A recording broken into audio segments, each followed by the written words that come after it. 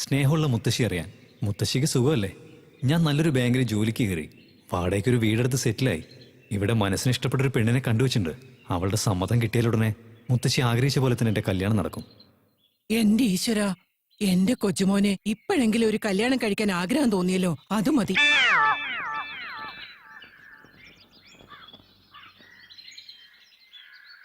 ഈ ബിസ്ക്കറ്റ് ഇട്ട് കൊടുത്ത് ഈ പട്ടിയെ വശത്താക്കിയ ദിവ്യയും സെറ്റായ പോലെ തന്നെയല്ലേ? ഇതെങ്ങനെയെങ്കിലും ഒന്ന് റെഡിയാക്കണം.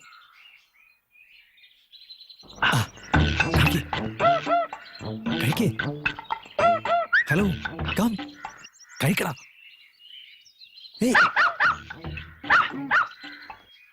വേ കഴിക്കേ, ബഹളം വെക്കലേ. കം കം കം ഡാ, കമോൺ. ഞാനോ? ഒച്ചുണ്ടാക്കല്ലേ. ഹേയ് വാടാ, ഷട്ട് അപ്പ്. വാ, കമോൺ. വാ, കമോൺ. അയ്യോ, കമോൺ. അയ്യോ, എങ്ങനെയാ ഇപ്പൊ ഞാൻ? വാടാ, കം. നിക്ക്, ഇപ്പൊ വരാം. ഇത് അവളെക്കാളും വാശി കാണിക്കാണല്ലോ. നടപടിയാവില്ല. വന്നല്ലോ. നിങ്ങള് വിളിച്ചപ്പോ ഞാൻ വരാൻ പറ്റില്ലെന്ന് പറയാൻ പറ്റാത്തതുകൊണ്ട് വന്നത്. അയ്യോ അതല്ല, നിങ്ങൾ എന്നെ ഇങ്ങനെയും അങ്ങനെയല്ല, അങ്ങനെയും ഒക്കെ വിളിക്കാനുള്ള സമയം കഴിഞ്ഞു പോയില്ലേ? അയ്യോ, ഞാൻ വിളിച്ചത് നിങ്ങളെയല്ല.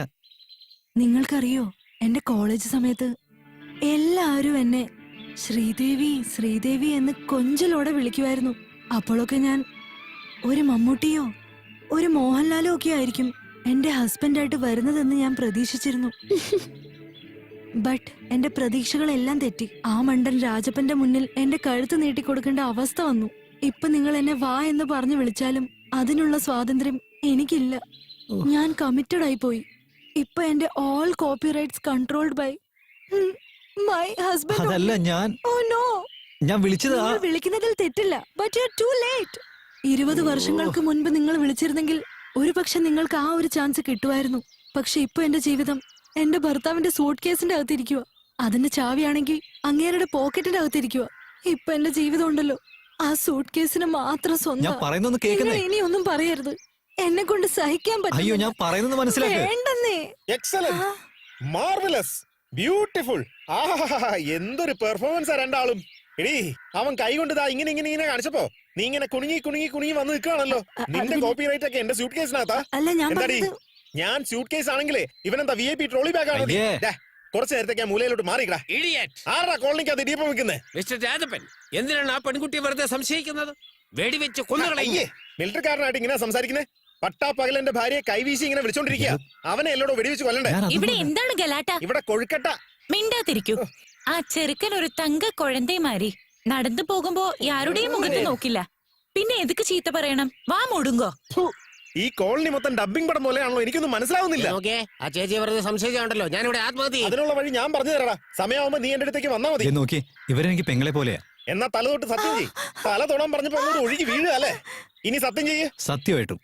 എന്നാ ഈ ലോകത്തുള്ള പെണ്ണുങ്ങളെല്ലാം നിന്റെ സിസ്റ്റേഴ്സ് ആണെന്ന് സത്യം ചെയ്യ്. അയ്യോ, ഞാൻ കെട്ടാൻ പോകുന്ന പെണ്ണൊഴിച്ച് ബാക്കി എല്ലാം എന്റെ സിസ്റ്റേഴ്സ് തന്നെയാ. നീ കെട്ടാൻ പോകുന്ന പെണ്ണ് എന്റെ ഭാര്യ ആയിരിക്കില്ല എന്ന് സത്യം ചെയ്യടാ. അയ്യോ എന്റെ പൊന്നിയേട്ടാ, സത്യമായിട്ടും ഇല്ല. വീട്ടിൽ വാ, ഞാൻ കാണിച്ചു തരാം. ചേച്ചി ഒന്നും ഓർത്ത് വിഷമിക്കണ്ട, എല്ലാം ഞാൻ നോക്കിക്കോളാം.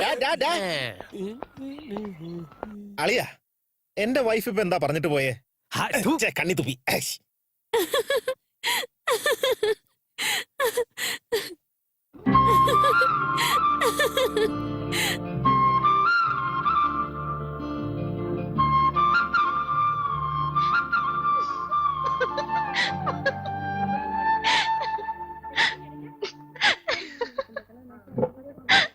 ഹലോ, എന്തിനാ എന്നെ നോക്കി ചിരിക്കുന്നേ?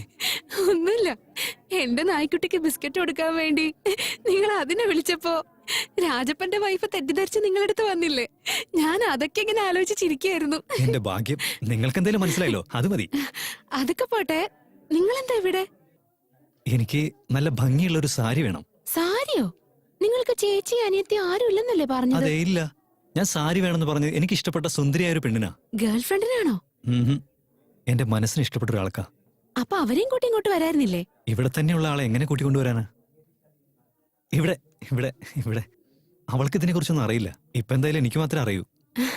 ശരി പറ, ഏത് ടൈപ്പ് സാരിയാ വേണ്ടത്? ഉം, ഇത് വിപ്പിൾ സാരീസ്. ഞാനൊരു രാവിൽ അല്ല, നിങ്ങളൊരു ലേഡി അല്ലേ, നിങ്ങൾ ഇതിനെ നോക്കി സെലക്ട് ചെയ്തോ. എന്ന് ശരി പറ, അവരെ കാണാൻ എങ്ങനെയാ? കറക്റ്റ് നിങ്ങളുടെ അതേ നിറം. നിങ്ങളുടെ മനസ്സിന് ഇഷ്ടപ്പെട്ടത് സെലക്ട് ചെയ്തോ. ദാ ഇത് നോക്കിയേ. ഉം. അപ്പൊ ഇതോ? വേ. ഇതെങ്ങനെയുണ്ട്? വേറെ ഏതെങ്കിലും ഡിസൈൻ കാണിക്കുന്നേ. ഇത് ഓക്കെയാണോ? ഈ സാരികൾ കാണാൻ ഒരു രസമില്ല. ശരി സർ, നിങ്ങൾ എന്നെ സെലക്ട് ചെയ്തോ. അയ്യോ, ഞാൻ പറഞ്ഞത് ഫീൽ ചെയ്തോ. അതൊക്കെ വിട്ടേക്ക് പ്ലീസ്. നിങ്ങളിങ്ങനെ ഓരോ സാരി എടുത്ത് കാണിക്കുമ്പോൾ ഞാനൊക്കെ കൺഫ്യൂസ്ഡ് ആവുക. അതുകൊണ്ട് ഈ സാരിയൊക്കെ ശരിക്കും വിടർത്തി ഈ അഡ്വർടൈസ്മെന്റിലൊക്കെ പെൺകുട്ടികൾ തോളത്ത് സാരി വെച്ച് പോസ് കൊടുക്കൂലേ, അങ്ങനെയൊന്ന് കാണിച്ചു തരാണെങ്കിൽ സെലക്ട് ചെയ്യുന്നത് ഈസി ആവുമല്ലോ. ഓക്കെ.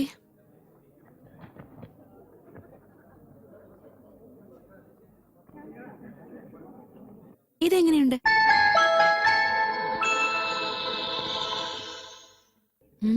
ഹലോ ഹലോ, സ്വപ്നം കാണാണോ? ഭാവി വധുവിനെ കുറിച്ചുള്ള സ്വപ്നമൊക്കെ വിട്ടിട്ട് ഈ സാരി അവർക്ക് ചേരുവോന്നൊന്ന് പറ. മാർവലസ്. എന്റെ അമ്മേ, നിങ്ങള് ഭയങ്കര ലക്കിയാണ് കേട്ടോ. ഈ ഡിസൈനിൽ ഈ ഒരു സാരി മാത്രമേ ഉള്ളൂ. You very very lucky. ഞാൻ എപ്പോഴും ലക്കി തന്നെയാ. എന്നിറങ്ങട്ടെ. ആ ശരി. ആരാ മോളെ അത്? നിന്റെ സൗന്ദര്യത്തെ കുറിച്ചൊന്ന് സൂചിപ്പിച്ച് പറഞ്ഞു കഴിഞ്ഞിട്ട് സാരിയും വാങ്ങിച്ചൊരു പൂവാലിനെ പോലെ പോകുന്നുണ്ടല്ലോ. ഛേ, അയാൾ അങ്ങനെയുള്ള ഒരാളല്ല മാഡം. എന്റെ വീടിനടുത്താ താമസിക്കുന്നത്. ഓ, അങ്ങനെയാണോ? ആള് ഭയങ്കര പാവാ. മനസ്സിലൊന്നും വെച്ചേക്കില്ല. എപ്പോഴും എന്തെങ്കിലുമൊക്കെ പറഞ്ഞുകൊണ്ടിരിക്കും. കൊള്ളാവല്ലോ, വാദോരാതെ പറയുന്നുണ്ട്. അമ്മക്കുട്ടി, വേലക്കാരോട് പറഞ്ഞ കൊണ്ടുപോകാനുള്ള സാധനങ്ങളൊക്കെ കൃത്യമായിട്ട് അടുക്കി വെക്കാൻ പറ. എടാ ഇസ്തിരി, പിക്നിക്കിന് കൊണ്ടുപോകാനുള്ള ഷീറ്റും ബാക്കിയുള്ള സാധനങ്ങളൊക്കെ നന്നായിട്ട് തേച്ച് മടക്കി കൊണ്ടുപോവാ. പക്ഷെ എനിക്ക് ഫ്രണ്ട് സീറ്റ് തരണം. ഡോണ്ട് വരി, ഡ്രൈവറെ ഇറക്കി വിട്ട് നിന്നെ ആ സീറ്റിൽ ഇരുത്താം. അതെ മോളെ, എന്താ റെഡി ആയിട്ടുള്ളേ? ഞാനുണ്ട്. നിന്റെ കാര്യമല്ല, ബാക്കിയുള്ള ഐറ്റംസ്. അതാണോ ചേട്ടാ?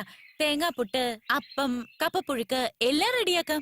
അതിപ്പോ കപ്പയോ തൊപ്പയോ നാളെ പിക്നിക് ടൈമിൽ റെഡി ആയിരിക്കും. ആ യങ് മാൻ, നാളെ നമ്മുടെ കോളനിയിൽ എല്ലാവരും പിക്നിക്കിന് പോകുന്നു. നീ പോരുന്നോ? Sorry sir, year ending auditing ഉണ്ട്, എന്നെ കൊണ്ട് വരാൻ പറ്റില്ല.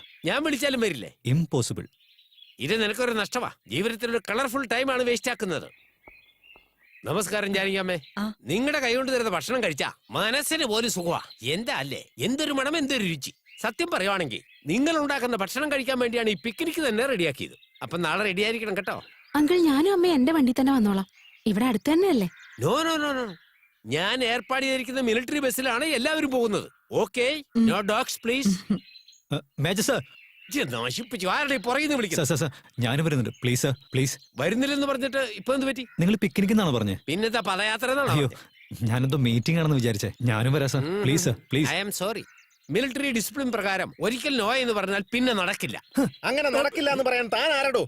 എങ്ങോട്ടെങ്കിലും പോവുകയാണെങ്കിൽ എന്റെ പെണ്ണുമ്പിള്ളയുടെ സേഫ്റ്റി നോക്കാൻ എന്റെ അളിയെ മാത്രമേ ഉള്ളൂ. അങ്ങനെ അവൻ വരുന്നില്ലെങ്കിൽ ഈ പിക്നിക്ക് ക്യാൻസൽ ചെയ്യാ. Shut up. ഇത് ക്യാൻസൽ ചെയ്യാൻ നീ ആരാടാ? ഓക്കെ പറയാൻ താൻ ആരടോ? Major cooker. സാർ, പിക്നിക് ഒന്നും ക്യാൻസൽ ചെയ്യണ്ട സാർ. നാളെ പിക്നിക്കിൽ മേജർ ആണെന്ന രീതിയിൽ ഞങ്ങൾ എല്ലാവരും ബഹുമാനിക്കാം. പ്ലീസ്, ഞാനും വരട്ടെ സാർ. ബഹുമാനിക്കോ? പിന്നെ എപ്പ മേലോട്ട് പോകുന്ന അറിയാത്ത ആൾക്കാരെ നമ്മൾ ബഹുമാനിക്കണ്ടേ? പിന്നെ തുപ്പി.